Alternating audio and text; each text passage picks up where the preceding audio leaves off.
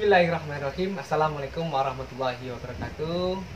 Selamat siang semuanya. Salam sehat untuk kita semua. Perkenalkan, saya Bayu Marhani Wadana, mengabarkan langsung dari Pacitan. Bapak dosen Ahmad Husaini selaku dosen model penilaian kelas serta teman-temanku kelas IPA A yang berbahagia. Saya di sini akan mempresentasikan tentang makalah kami tentang bentuk-bentuk tes dan non-tes. Nah, tentu saja saya tidak sendirian, nanti ada teman saya yang ada di Bungkal, Elina Mailani Swalihah, serta Ati Abidaroma yang ada di Sumoroto. Nah, sebelum kita masuk ke bentuk-bentuk tes non-tes, alangkah baiknya kita akan mengerti apa toh pengertian dari tes dan non-tes tersebut. Nah, saya akan menjelaskan tentang non-tes dan non-tes tersebut. Pertama, pengertian tes. Jadi teman-temanku, tes merupakan alat atau prosedur dan metode yang digunakan untuk mengetahui dan mengukur suatu dalam suasana dengan cara dan aturan-aturan yang telah ditentukan. Tes hasil belajar adalah sekelompok pertanyaan atau tugas-tugas yang terstruktur yang harus dijawab ataupun diselesaikan oleh peserta didik dengan tujuan untuk mengukur kemajuan belajar siswa. Nah, secara istilah, menurut Dr. Andes Amiruddin Indra Kusuma dalam bukunya berjudul Evaluasi Pendidikan mengatakan bahwa tes adalah suatu alat atau prosedur yang sistematif dan objektif untuk memperoleh data-data ataupun keterangan yang diinginkan tentang seseorang yang dinilai dengan cara yang boleh dikatakan secara tepat dan cepat. Jadi dapat disimpulkan bahwa tes itu dalam dunia evaluasi pendidikan, yang dimaksud dengan tes adalah cara ataupun prosedur yang perlu ditempuh dalam rangka pengukuran dan penilaian dalam dunia pendidikan, yang berbentuk pemberian tugas ataupun berupa pernyataan ataupun perintah yang harus dikerjakan ataupun dilakukan oleh tester, sehingga dasar data tersebut dapat dijadikan nilai melambangkan tingkah laku dan prestasi dari peserta ataupun peserta didik. Selanjutnya yang kedua, yaitu pengertian non-tes.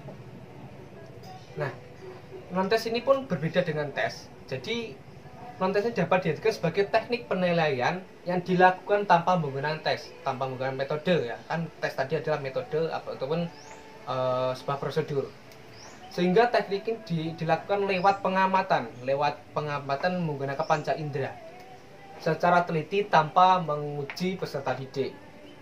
Nah, non-tes ini biasanya dilakukan untuk mengukur hasil belajar peserta didik yang berkenaan dengan soft skill ataupun keterampilan, terutama yang berhubungan dengan apa yang dibuat dan dikerjakan oleh peserta didik dari apa yang diketahui ataupun yang dipahaminya. Dengan kata lain, instrumen non-tes ini berhubungan dengan penampilan yang dapat diamati daripada pengetahuan dan proses mental lainnya, dan tidak dapat diamati secara dengan panca indera. Nah, itulah untuk pengertian tes dan non-tes. Selanjutnya kita akan bergabung dengan Mbak Elina Swalihah yang akan menjelaskan tentang bentuk-bentuk tesnya. Kami persilakan untuk Mbak Elina. Terima kasih Bayu atas waktunya. Di sini saya akan menjelaskan tentang bentuk-bentuk tes. Yang pertama, ini dilihat dari tes dari segi objektif maupun non-objektif. Tes objektif yaitu tes yang dalam pelaksanaannya itu pemeriksaannya dapat dilakukan secara objektif.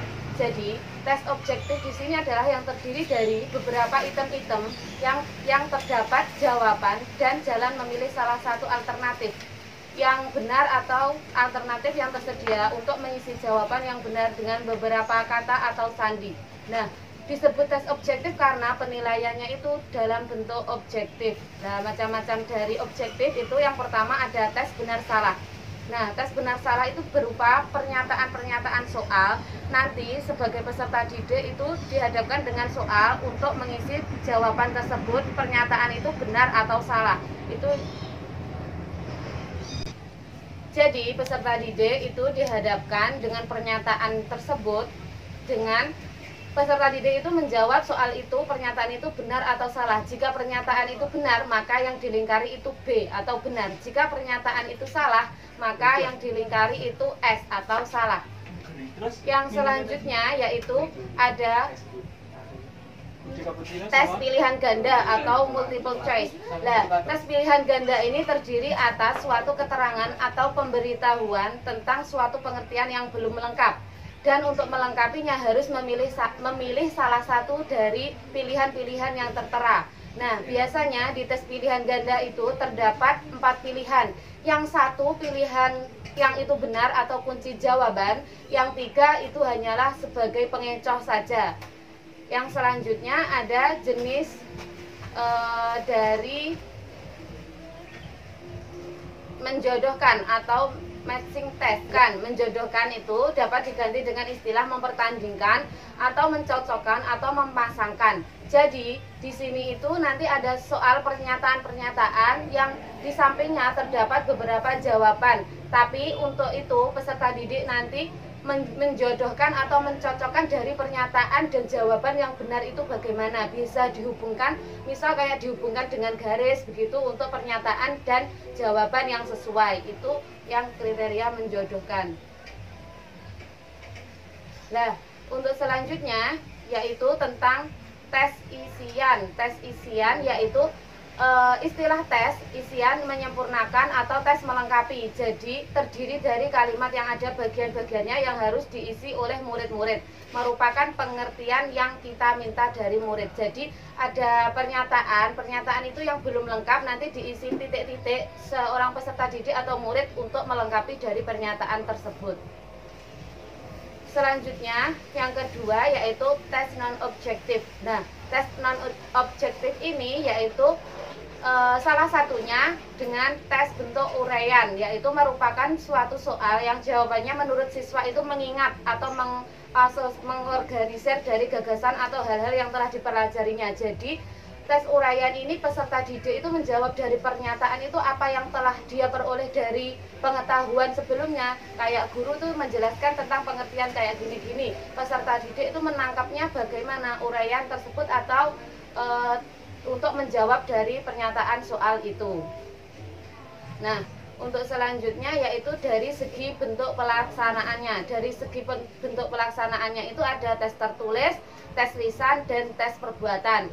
Yang pertama dari tes tulis tadi ya ada seperti tes pilihan ganda, tes menjodohkan, tes uraian seperti yang dijelaskan dalam bentuk objektif tadi. Nah, yang kedua ada dari segi pelaksanaan yaitu tes lisan. Nah, dilakukan dengan pembicaraan atau wawancara serta tatap muka antar guru dan murid. Jadi secara pelaksanaan tes itu secara lisan, secara guru dan murid secara langsung.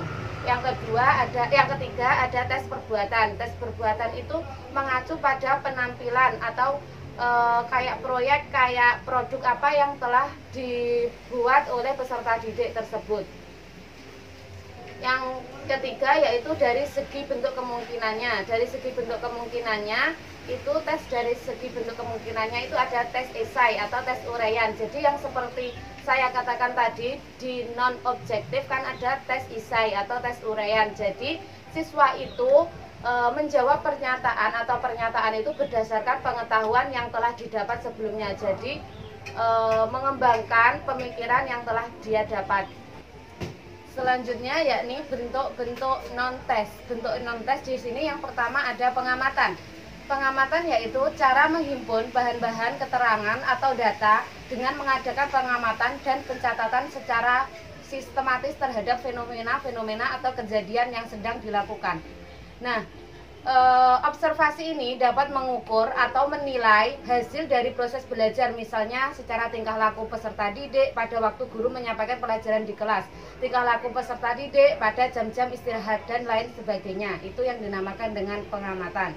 Yang kedua yakni ada secara wawancara. Wawancara adalah cara menghimpun bahan-bahan keterangan yang dilaksanakan dengan melakukan tanya jawab lisan secara sepihak terhadap berhadapan muka atau secara tatap muka berhadapan dua orang dengan arah dan tujuan yang telah ditentukan. Yang selanjutnya yaitu ada angket kuesioner.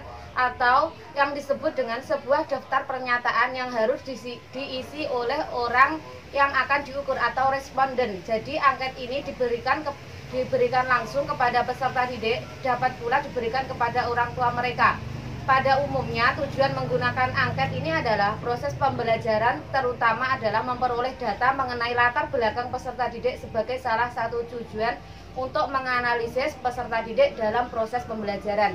Jadi itu tersebut sebagai bentuk-bentuk dalam non-tes. Mungkin itu dari bentuk-bentuk tes dan non-tes yang saya dapat sampaikan. Selanjutnya saya kembalikan lagi kepada Bayu yang ada di Pacitan. Ya, terima kasih Mbak Elina dari Bungkal. Selanjutnya kita gabung bersama Adi Abidaroma yang ada di Semeroto. Saya persilahkan. Terima kasih Bayu atas waktunya. Saya akan menjelaskan mengenai penerapan tes dan non-tes dalam kognitif, afektif, dan psikomotorik. Yang pertama yaitu ranah kognitif. Ranah kognitif ini merupakan penilaian yang dipakai sebagai bentuk ukuran untuk menilai seberapa tinggi tingkatan indikator dari hasil belajar yang dapat dilihat dari segi intelektualitas, keterampilan dalam mencari dan memperbaiki penjelasan atau pemahaman tersebut. Cara yang digunakan kognitif yaitu bakat yang dimiliki diri sendiri untuk memberikan suatu pendapat atau tanggapan dan menjelaskannya. Penilaian ini digunakan untuk menilai dengan cara tertulis dan memakai sebuah teknik objektif berupa tes pilihan ganda, dan soal uraian. Dalam hal ini, guru bisa memakai teknik skala nilai, skala angka, ataupun skala grafis untuk memudahkan dalam menilai peserta didik tersebut. Rangkupan ukuran ranah kognitif meliputi yang pertama, ingatan atau C1, yaitu kemampuan seseorang untuk mengingat. Ditandai dengan simbol, istilah, definisi, fakta, aturan, urutan, dan metode.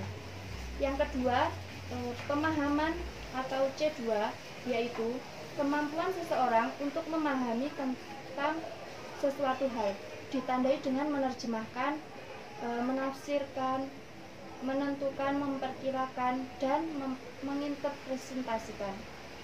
Yang ketiga, menerapkan atau C3, yaitu kemampuan berpikir untuk menjaring dan menerapkan dengan tepat tentang teori, prinsip, simbol pada situasi baru atau nyata. Ditandai dengan kemampuan menghubungkan, memilih, mengorganisasikan, memindah, menyusun, menggunakan, menerapkan, mengklasifikasi, mengubah, dan mengubah struktur. Yang keempat, menganalisis atau C4, yaitu kemampuan berpikir secara logis dalam meninjau suatu fakta atau objek menjadi lebih rinci lagi. Ditandai dengan kemampuan membandingkan, menganalisis, menemukan, mengalokasikan, membedakan, dan mengkategorikan.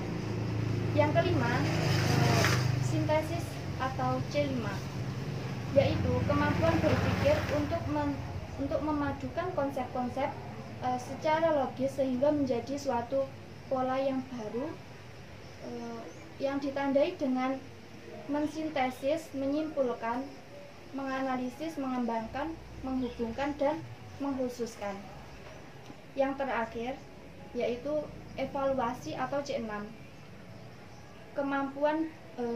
yaitu kemampuan berpikir untuk dapat memberikan pertimbangan terhadap suatu sistem nilai, metode, atau personal dan pemecahannya menggunakan tolak ukuran tertentu sebagai patokannya. Ditandai dengan menilai, menafsirkan, mempertimbangkan, dan menentukan. Selanjutnya, Ranah afektif. Ranah afektif ini yaitu penilaian dengan menggunakan evaluasi untuk murid dari segi afeksi pada proses pembelajaran.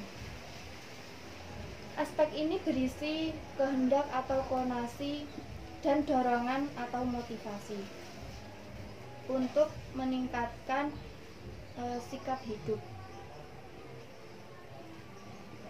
Pada model penilaian afeksi, mulai dari tahap pengalaman, reaksi, dan aksi melalui pengamatan atau observasi, kegiatan kelompok, kegiatan kelas, dan kegiatan individu yang menggunakan suatu penilaian khusus. Bentuk penilaian ini menggunakan bentuk teknik non-tes.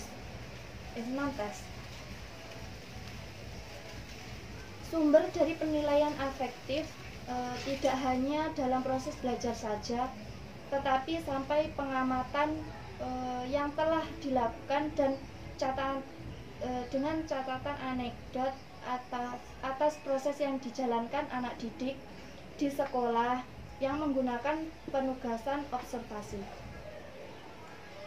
Tugas kelompok dilakukan dengan sifat terbuka dan mengajak anak didik untuk belajar menilai dirinya sendiri atau self-assessment. Guru diharapkan memberikan penilaian pada hasil laporan kelompok atau penilaian produk dari segi penyusunan, isi, dan refleksi diberikan oleh kelompok.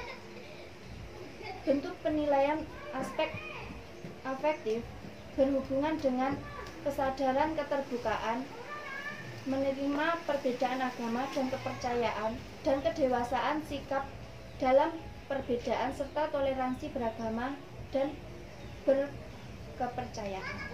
Guru dapat memakai skala grafis untuk menilai atau untuk pengamatan ini atau observasi dalam ranah aspek afektif ini.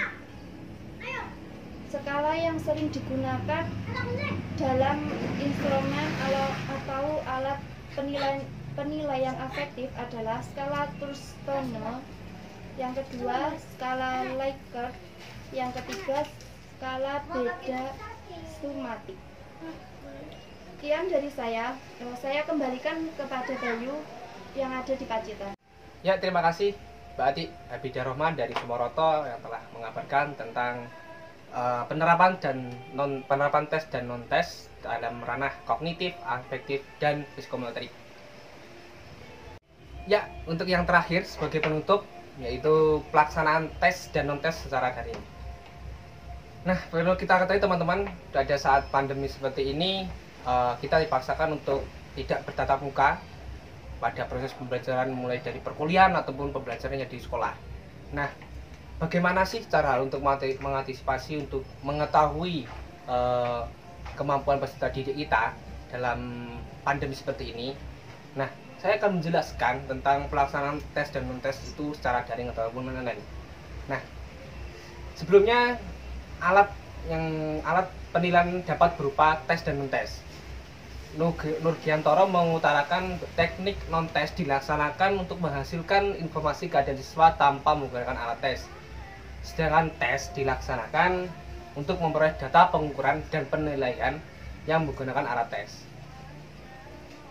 Nah, salah satunya adalah tes tertulis. Adalah tes yang berbentuk tulisan. Dalam K3 jelas menyarankan siswa untuk menanggapi berupa merespon dalam bentuk tulisan atau bentuk warna, gambar, ataupun video. Nah, teknik tertulis terbagi menjadi dua, yaitu soal dengan memilih jawaban atau pilihan ganda yang bisa kita ketahui dan menyediakan jawaban. Nah, soal dengan memilih jawaban berupa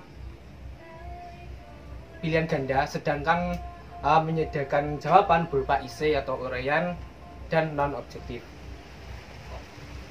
Nah, lalu bagaimana sih untuk mengatasi untuk menyediakan tempat tes? Salah satu cara yaitu tes menggunakan berbasis elektronik.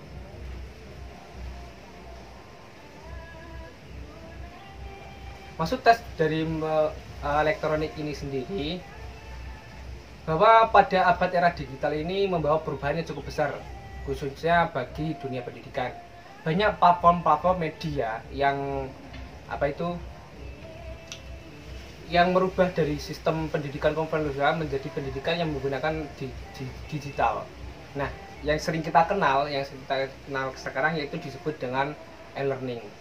Nah, pembelajaran berbasis elektronik ini sangat membantu para guru dan peserta didik khususnya karena mempermudah dan meringankan tugas guru.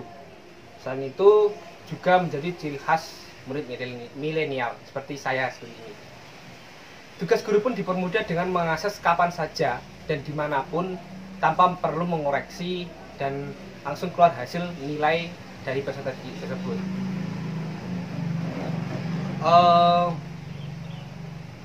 Pada konsep e-learning ini, dalam konsep e-learning sendiri ini, seluruh proses evaluasi hasil pembelajaran dapat dilakukan secara online, jadi tidak perlu tatap muka. Nah, hal ini bisa memudahkan proses pembelajaran yang pada saat ini, yaitu pada masa pandemi ini, yang dimana kita dilarang untuk bertatap muka. Dan adapun teman-teman, tes online dalam ranah pendidikan ini dapat diujikan ke peserta didik. Adapun saya beri contoh ya, aplikasi ataupun media guna terlaksananya tes ini, yaitu pertama Google Form ataupun Google Classroom. Selain itu juga menggunakan aplikasi lainnya.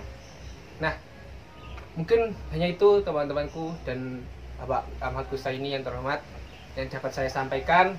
Bila ada salah kata dari kami semuanya, kami mohon maaf yang sebesar-besarnya. Akhirnya, wassalamualaikum warahmatullahi wabarakatuh.